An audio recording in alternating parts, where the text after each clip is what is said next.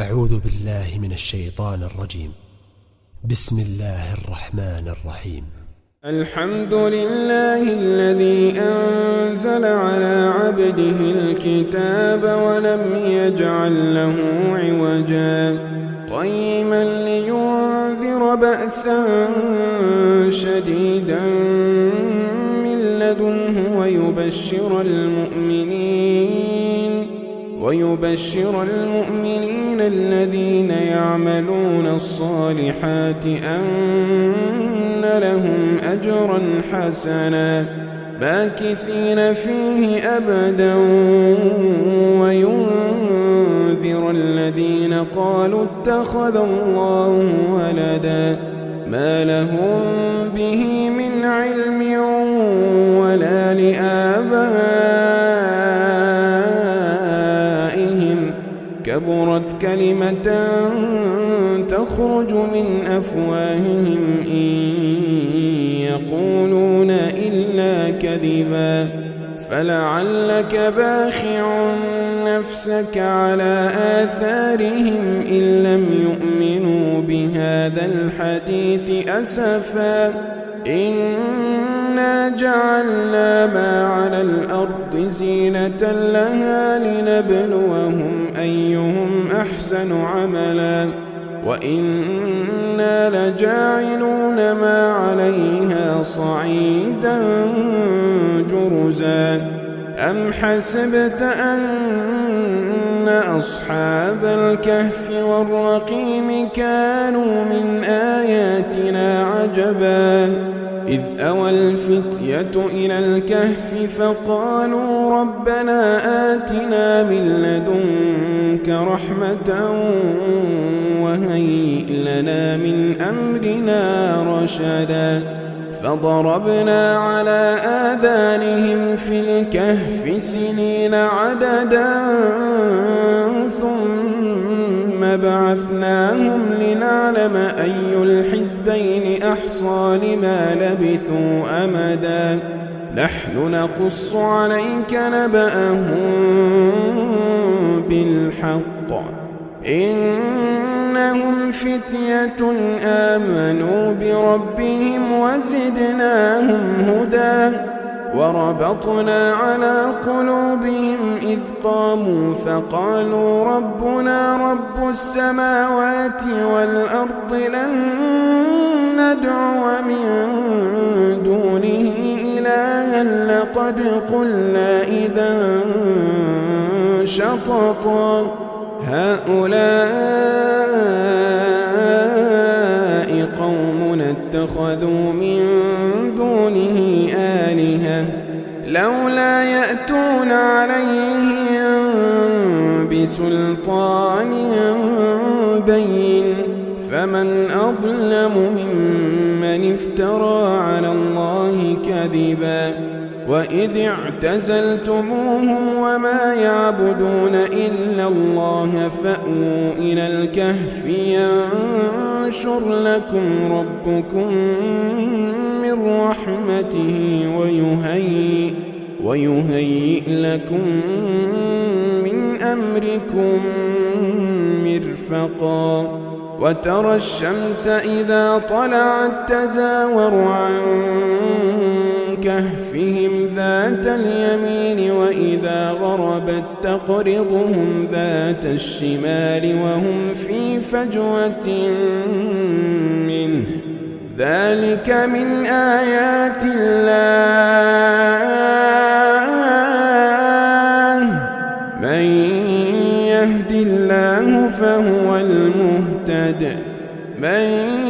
يهد الله فهو المهتد ومن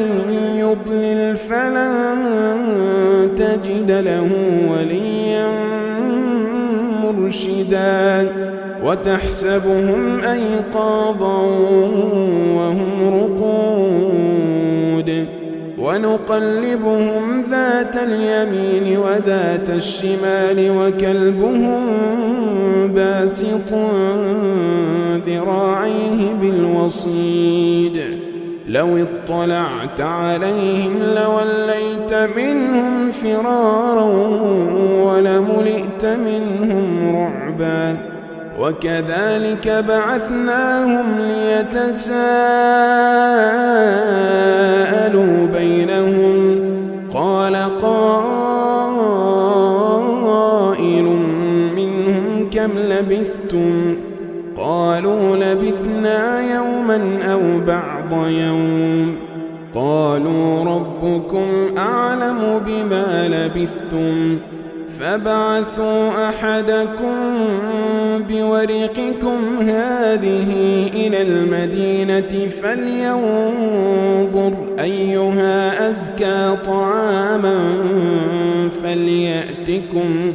فليأتكم برزق منه وليتلطف ولا يشعرن بكم أحدا إنهم إن يظهروا عليكم يرجموكم أو يعيدوكم في ملتهم ولن تفلحوا إذا أبدا وكذلك أعثرنا عليهم ليعلموا أن وعد الله حق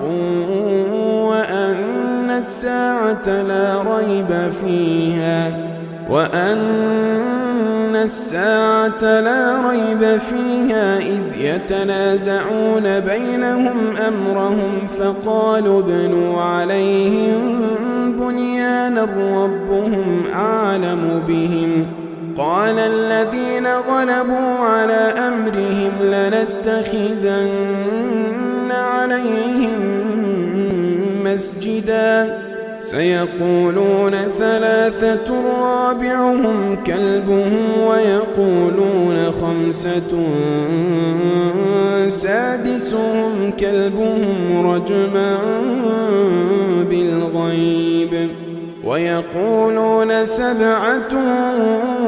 وثامنهم كلبهم قل ربي أعلم بعدتهم ما يعلمهم إلا قليل فلا تمار فيهم إلا مراء ظاهرا ولا تستفت فيهم منهم أحدا ولا تقولن لشيء إني فاعل ذلك غدا إلا أن يشاء الله واذكر ربك إذا نسيت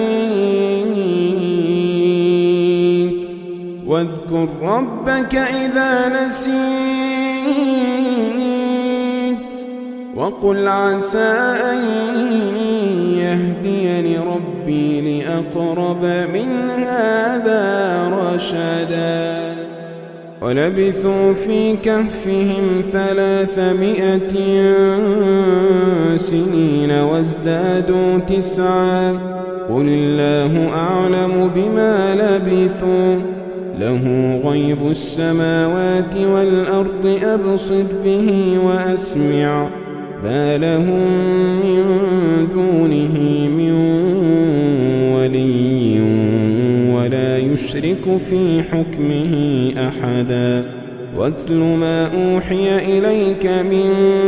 كتاب ربك لا مبدل لكلماته ولن تجد من دونه ملتحدا واصبر نفسك مع الذين يدعون ربهم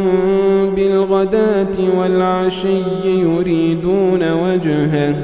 ولا تعد عيناك عنهم تريد زينة الحياة الدنيا ولا تطع من أغفلنا قلبه عن ذكرنا واتبع هواه وكان أمره فرطا وقل الحق من ربكم فمن شاء فليؤمن ومن شاء فليكفر إنا أعتدنا للظالمين نارا أحاط بهم سرادقها وإن يستغيثوا يغاثوا بماء كالمهل يشوي الوجوه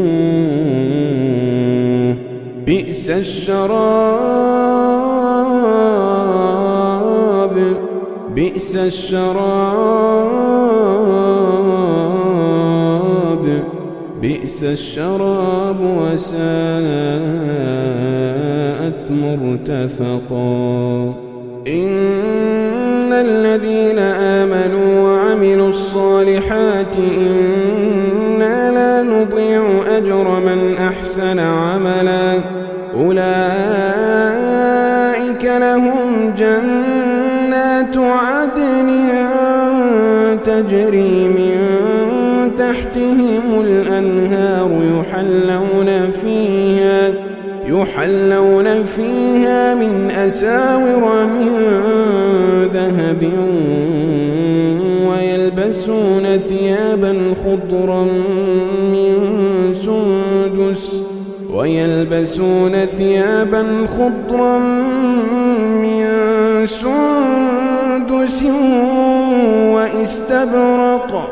واستبرق متكئين فيها على الأرائك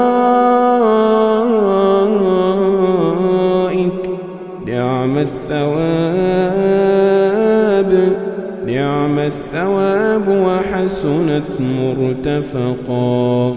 واضرب لهم مثلا الرجلين جعلنا لأحدهما جنتين من أعناب وحففناهما بنخل وجعلنا بينهما زرعا كلتا الجنتين آتت أكلها ولم تظلم منه شيئا وفجرنا خلالهما نهرا وكان له ثمر فقال لصاحبه وهو يحاوره أنا أكثر منك مالا وأعز نفرا ودخل جنته وهو ظالم لنفسه قال ما أظن أن تبيد هذه أبدا وما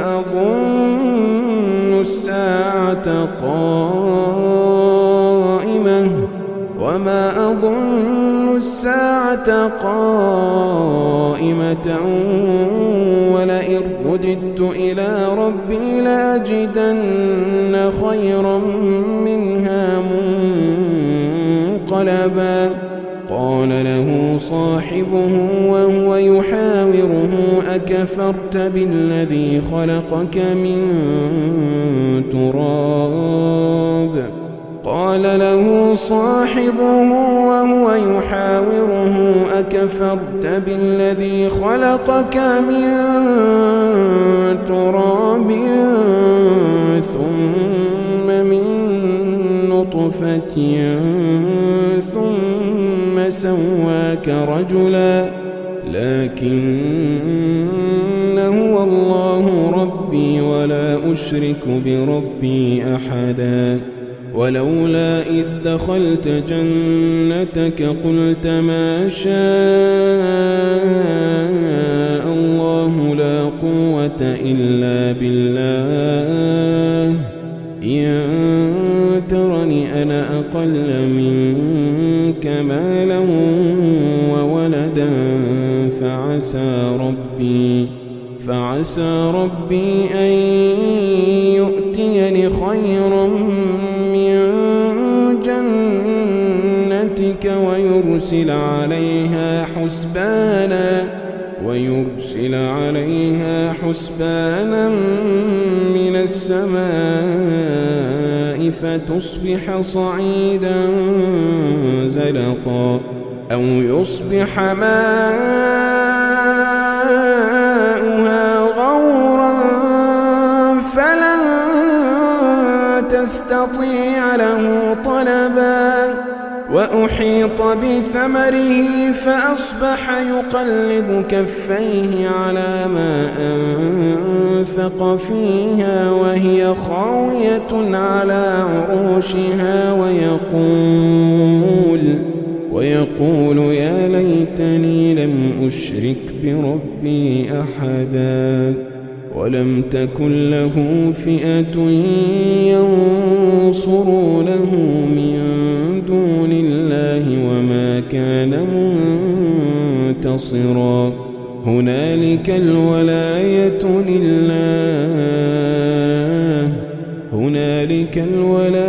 لله الحق هو خير ثوابا وخير عقبا واضرب لهم مثل الحياة الدنيا كماء أنزلناه من السماء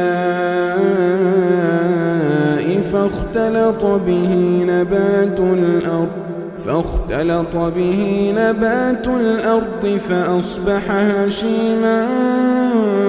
تذروه الرياح وكان الله على كل شيء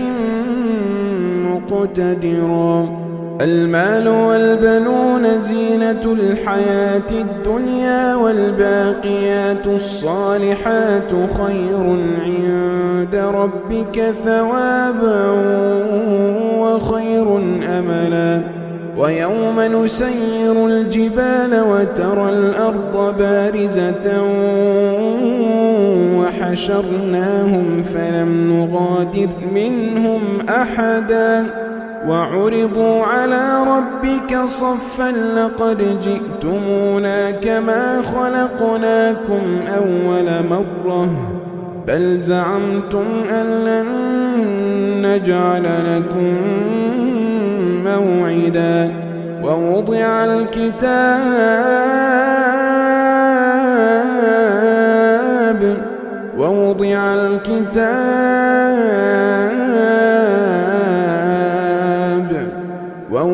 الكتاب فترى المجرمين مشفقين مما فيه ويقولون يا ويلتنا ما لهذا الكتاب لا يغادر صغيرة ولا كبيرة إلا أحصاها ووجدوا ما عملوا حاضرا ولا يظلم ربك أحدا وإذ قلنا للملائكة اسجدوا لآدم فسجدوا إلا إبليس كان من الجن ففسق عن أمر ربه أفتتخذونه وذريته أولياء من دوني وهم لكم عدو بئس للظالمين بدلا ما أشهدتهم خلق السماوات والأرض ولا خلق أنفسهم وما كنت متخذ المضلين عضدا ويوم يقول نادوا شركائي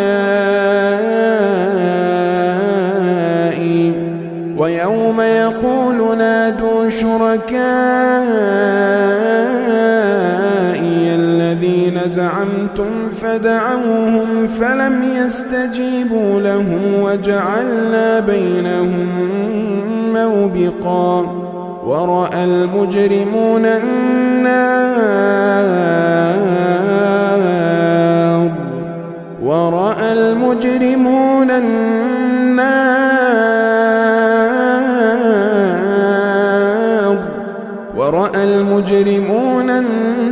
النار فظنوا أنهم مواقعوها ولم يجدوا عنها مصرفا ولقد صرفنا في هذا القرآن للناس من كل مثل وكان الإنسان أكثر شيء جدلا وما منع الناس أن يؤمنوا إذ جاءهم الهدى ويستغفروا ربهم إلا أن تأتيهم سنة الأولين أو يأتيهم العذاب قبلا وما نرسل المرسلين إلا مبشرين ومنذرين ويجادل الذين كفروا بالباطل ليدحضوا به الحق واتخذوا آياتي وما أنذروا هزوا ومن أظلم ممن ذكر بآيات ربه فأعرض عنها ونسي ما قدمت يداه إنا جعلنا على قلوبهم أكنة أن يفقهوه وفي آذانهم وقرا وإن تدعهم إلى الهدى فلن يهتدوا إذا أبدا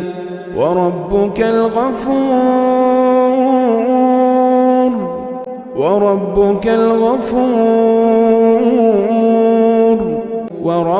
الغفور ذو الرحمة لو يؤاخذهم بما كسبوا لعجل لهم العذاب بل لهم موعد لن يجدوا من دونه موئلا وتلك القرى أهلكناهم لما ظلموا وجعلنا لمهلكهم موعدا وإذ قال موسى لفتاه لا أبرح حتى أبلغ مجمع البحرين أو أمضي حقبا فلما بلغا مجمع بينهما نسيا حوتهما فاتخذ سبيله في البحر سربا فلما جاوزا قال لفتاه آتنا غداءنا لقد لقينا من سفرنا هذا نصبا قال أرأيت إذ أوينا إلى الصخرة فإني نسيت الحوت وما أنسانيه إلا الشيطان أن أذكره واتخذ سبيله في البحر عجبا قال ذلك ما كنا نبغ فارتدا على آثارهما قصصا فوجدا عبدا من عبادنا آتيناه رحمة من عندنا وعلمناه من لدنا علما قال له موسى هل أتبعك على أن تعلمني مما علمت رشدا قال إنك لن تستطيع معي صبرا وكيف تصبر على ما لم تحط به خبرا قال ستجدني إن شاء الله صابرا ولا أعصي لك أمرا قال فإن اتبعتني فلا تسألني عن شيء حتى أحدث لك منه ذكرا فانطلقا حتى إذا ركبا في السفينة خرقها قال أخرقتها لتغرق أهلها لقد جئت شيئا إمرا قال ألم أقل إنك لن تستطيع معي صبرا قال لا تؤاخذني بما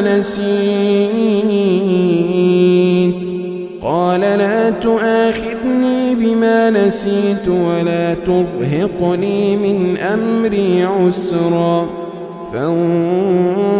فانطلقا حتى إذا لقيا غلاما فقتله قال أقتلت نفسا زكية بغير نفس لقد جئت شيئا نكرا قال ألم أقل لك إنك لن تستطيع معي صبرا قال إن سألتك عن شيء بعدها فلا تصاحبني قد بلغت من لدني عذرا فانطلقا حتى إذا أتيا أهل قرية استطعما أهلها فأبوا أن يضيفوهما فوجدا فيها جدارا يريد أن ينقض فأقامه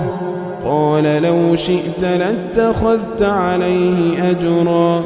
قال هذا فراق بيني وبينك سأنبئك بتأويل ما لم تستطع عليه صبرا أما السفينة فكانت لمساكين يعملون في البحر فأردت أن أعيبها وكان وراءهم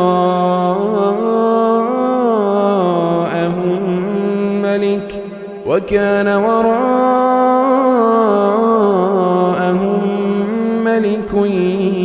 يأخذ كل سفينة غصبا وأما الغلام فكان أبواه مؤمنين فخشينا أن يرهقهما طغيانا وكفرا فأردنا أن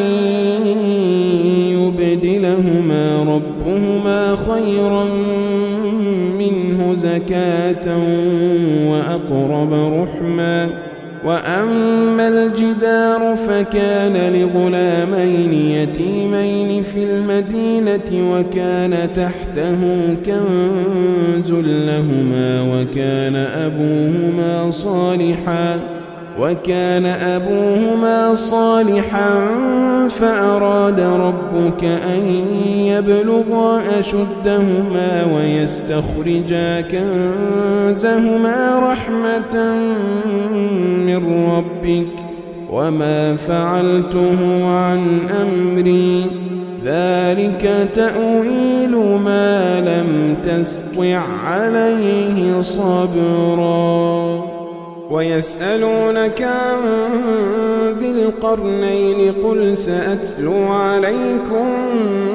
منه ذكرا إنا مكنا له في الأرض وآتيناه من كل شيء سببا فأتبع سببا حتى إذا بلغ مغرب الشمس وجدها تغرب في عين حمئة ووجد عندها قوما قلنا يا ذا القرنين إما أن تعذب وإما أن تتخذ فيهم حسنا قال أما من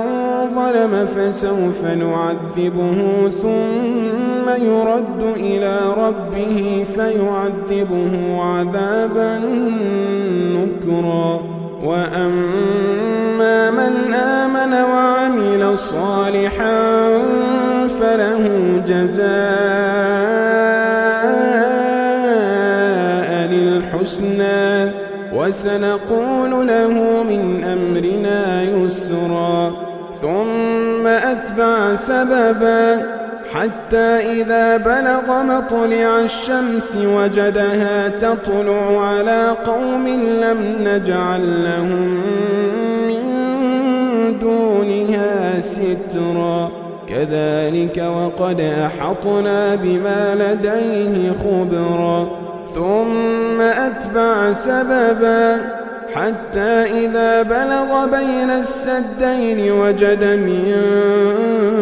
دونهما قوما لا يكادون يفقهون قولا قالوا يا ذا القرنين إن يأجوج ومأجوج مفسدون في الأرض فهل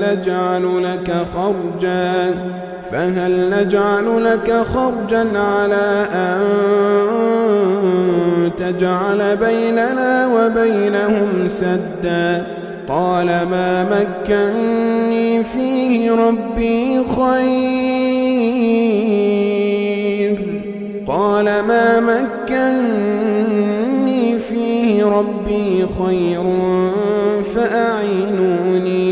فأعينوني بقوة أجعل بينكم وبينهم ردما آتوني زبر الحديد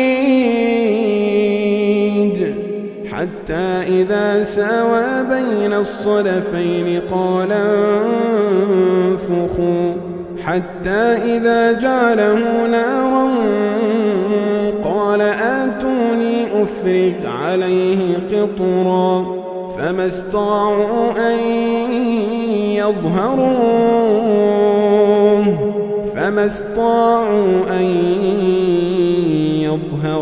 وما استطاعوا له نقبا قال هذا رحمة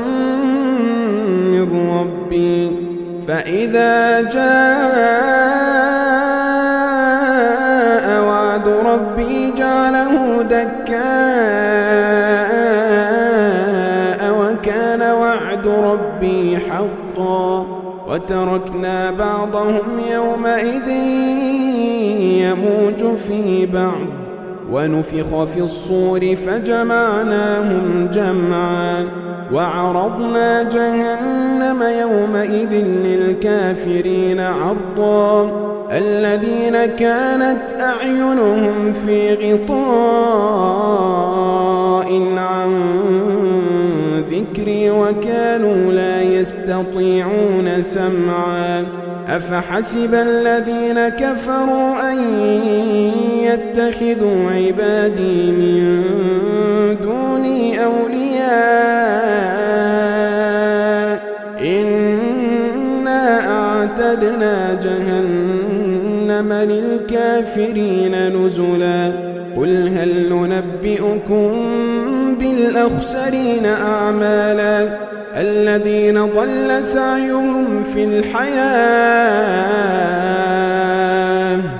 الذين ضل سعيهم في الحياة الدنيا وهم يحسبون أنهم يحسنون صنعا أولئك الذين كفروا بآيات ربهم ولقائه فحبطت أعمالهم فلا نقيم لهم يوم القيامة وزنا ذلك جزاؤهم جهنم بما كفروا واتخذوا آياتي ورسلي هزوا إن الذين آمنوا وعملوا الصالحات كانت لهم جنات الفردوس نزلا خالدين فيها لا يبغون عنها حولا قل لو كان البحر مدادا لكلمات ربي لنفد البحر قبل أن تنفد كلمات ربي ولو جئنا بمثله مددا قل إنما أنا بشر مثلكم يوحى إلي أنما إلهكم إله واحد فمن كان يرجو لقاء ربه فليعمل عملا صالحا ولا يشرك بعبادة ربه أحد.